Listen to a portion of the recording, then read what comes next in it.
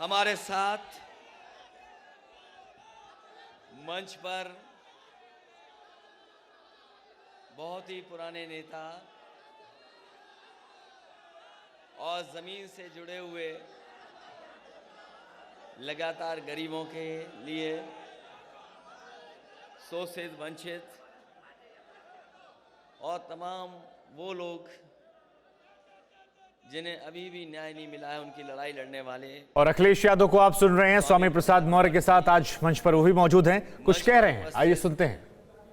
पूर्व में रहे मंत्री धर्म सिंह सैनी जी, विधायक भगवती सागर जी, विधायक विनय साकी जी, विधायक रोशन लाल जी, विधायक मुकेश वर्मा जी, विधायक ब्रजेश कुमार प्रजापति जी, विधायक चौधरी अमर सिंह जी, पूर्व विधायक अली यूसुफ अली साहब, रामहित भारती जी, नीरज मौर्य जी, हरपाल सैनी जी, बलराम सैनी जी, राजेंद्र प्रसाद सिंह जी, विद्रोही धनपत राम मौर्य जी, गुरुराम चौधरी जी, पदम सिंह जी और बड़ी संख्या में, क्योंकि नाम कई बार आपके सामने रखे जा चुके हैं और जो लोग खबर को देख रहे होंगे वो जानते होंगे कि लगातार विकेट गिर रहे थे उधर पर। हालांकि हमारे बाबा मुख्यमंत्री क्रिकेट खेलना नहीं जानते। अगर वो क्रिकेट भी जानते होते अब तो उनसे कैच छूट गया।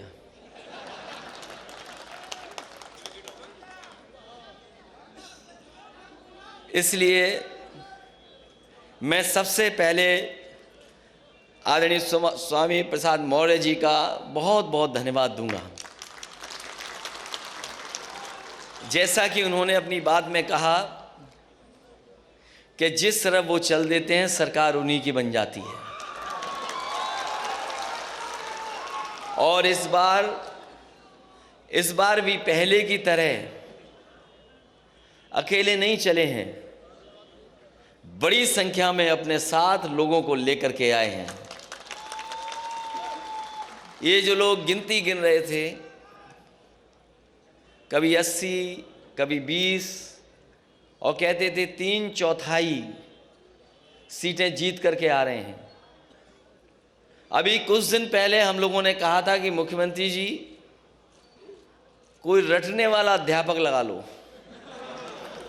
जो आपको रटाए, क्योंकि 4.5 साल में आपने बिजली का कारखाने का नाम नहीं रट पाए। अब मुझे लगता है कि रटने के साथ साथ उन्हें गणित का भी अध्यापक रहना पड़ेगा। ये जो 80 और 20 की बात कर रहे हैं, 80% लोग तो समाजवादी पार्टी के साथ समर्थन में खड़े ही हो गए थे। उन समाजवादी पार्टी के साथ जो गठबंधन था उसके साथ खड़े ही हो गए थे। और जिन जिन लोगों ने आज मंच को देखा होगा, इस मैदान को देखा होगा और स्वामी प्रसाद मौर्य जी की बात सुनी होगी, 20% भी उनके खिलाफ हो गए होंगे। तो अब भारतीय जनता पार्टी का सफाया होना तय है, अब कोई रोक नहीं सकता।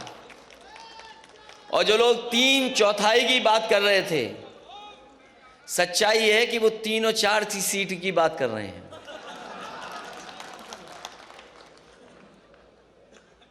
और मैं आप सबको, आज बहुत ही शुभ दिन है। इधर नए साल के बाद ये त्यौहार ऐसा है, बड़ी हर्षोल्लास के साथ मनाया जाता है।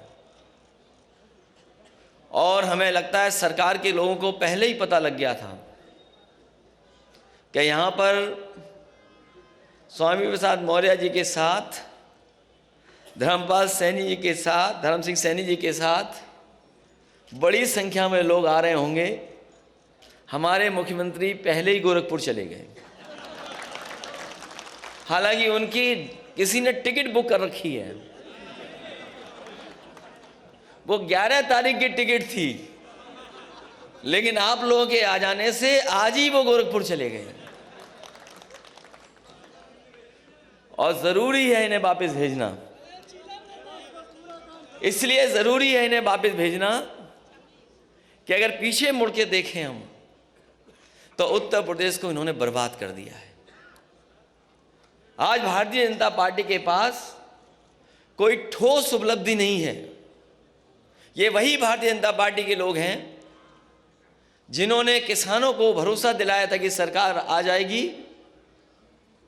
तो किसानों की आय दोगुनी हो जाएगी। यहाँ जितने लोग बैठे हैं सब किसान और किसानी से जुड़े लोग हैं। बताओ आज की महंगाई में कहाँ किसानों की आय दोगुनी हो गई? और कोई फसल, किसी पैदावार को सरकार ने खरीदा नहीं। जिस समय किसान को खाद की जरूरत थी, ये खाद नहीं दे पाई सरकार। और हमारे किसान को अगर खाद मिल भी गई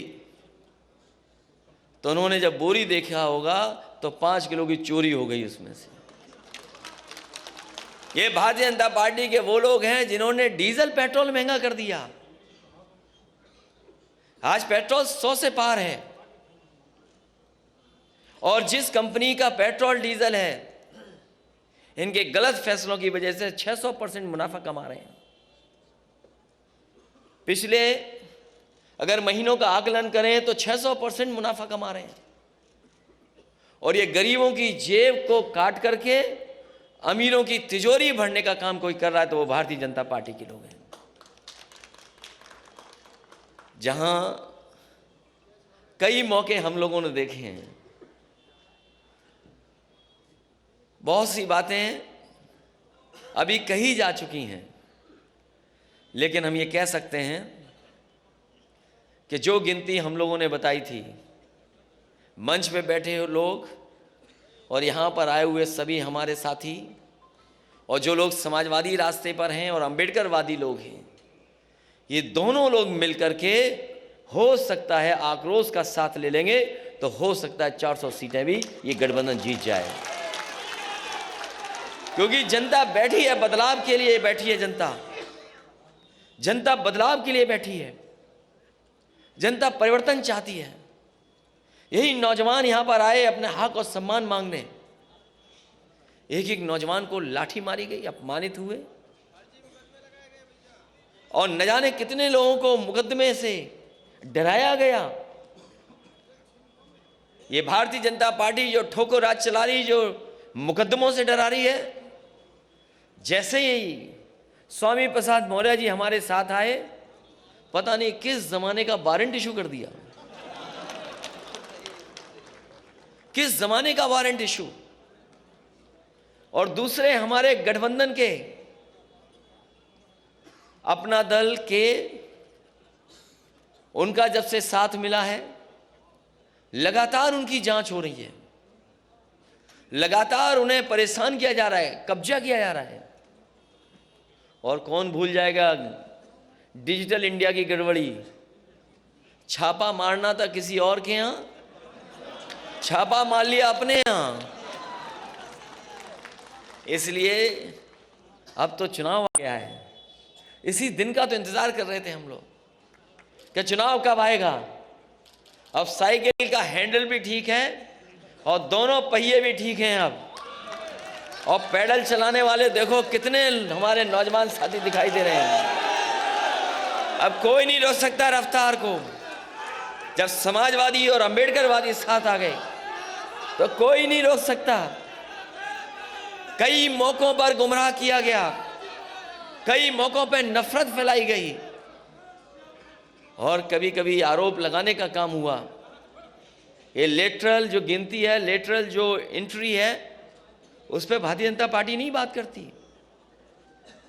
न केवल आउटसोर्स, तमाम ऐसे फैसले जो कभी सोचा नहीं था, वो फैसले भारतीय जनता पार्टी ने लिए हैं। कई बार लोग कहते हैं ये सेमीफाइनल है। मैं आपसे कहना चाहता हूं ये सेमीफाइनल चुनाव नहीं है, ये सेमीफाइनल चुनाव नहीं है, यही फाइनल चुनाव है, यही फाइनल चुनाव है। हमने आपने देखा है कि अगर बच्चा कमज़ोर हो पढ़ाई में तो पूरे घर परिवार के लोग लग जाते हैं पढ़ाने में और रटाने में और कभी कभी उसका सहयोग करने में। परीक्षा देने जाए तो उसमें भी सहयोग के लिए कभी कभी परिवार के लोग जाते हैं। ये जो उत्तर प्रदेश के बाबा मुख्यमंत्री हैं फेल हो चुके हैं। कितने भी दिल्ली वाले आए अब ये पास होने वाले नहीं हैं, क्योंकि जनता ने मन बना लिया है इनका सुपड़ा साफ होगा। और इस बार तो ऐसा बीजेपी वाले हिट विकेट हुए कि हमारे तमाम नेताओं की स्ट्रेटजी नहीं समझ पाए। वो स्ट्रेटजी नहीं समझ पाए। अगर स्ट्रेटजी समझ गए होते तो पता नहीं क्या करते वो लोग, न जाने कौन से डैमेज कंट्रोल में लग जाते। और हमें खुशी ये है कि इस बार पत्रकार साथियों को भी नहीं पता लगा, लेकिन ये पत्रकार साथी सब अपने साथ आ गए हैं। अब कोई खिलाफ नहीं है, कोई खिलाफ नहीं है, सब चल रहा है। आजकल तो सब साथ हैं अपने। और न केवल हम लोग हटाना चाहते हैं, ये लोग भी हटाना चाहते हैं। इसलिए इस मौके पर मैं एक एक कार्यकर्ता को बधाई देना चाहता हूं, एक एक नेता का धन्यवाद देना चाहता हूं।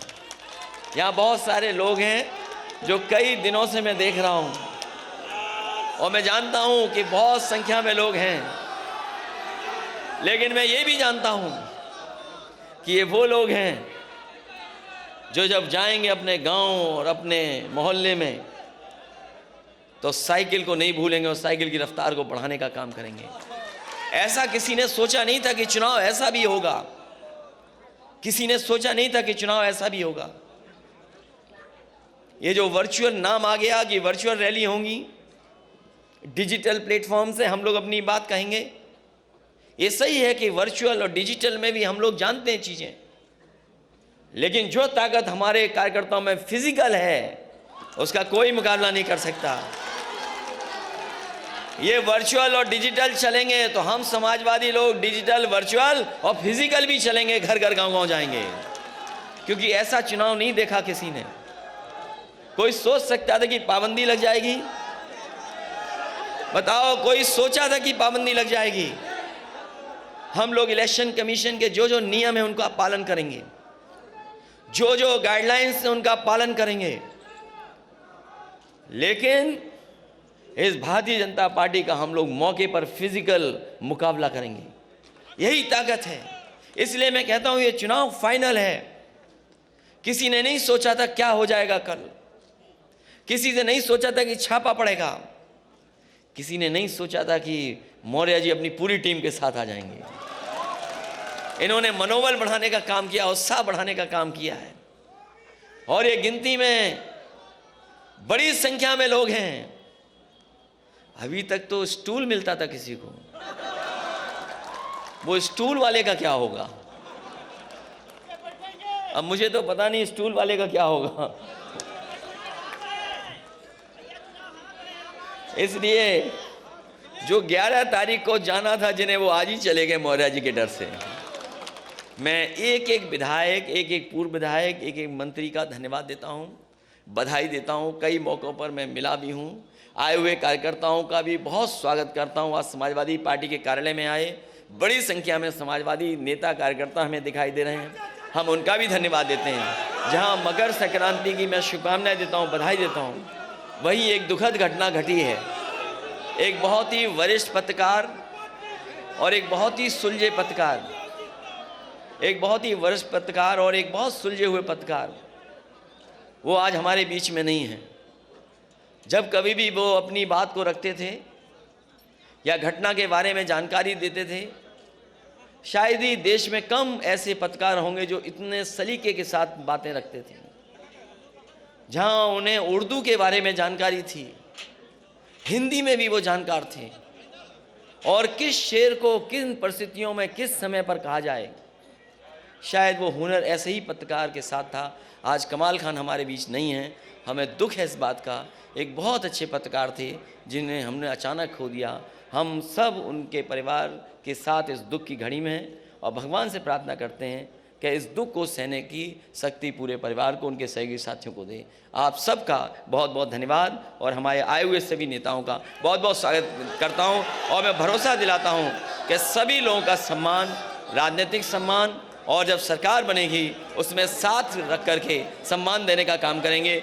अड़ी सोमवार से शुक्रवार शाम 6 बजे सिर्फ TV9 भारतवर्ष पर।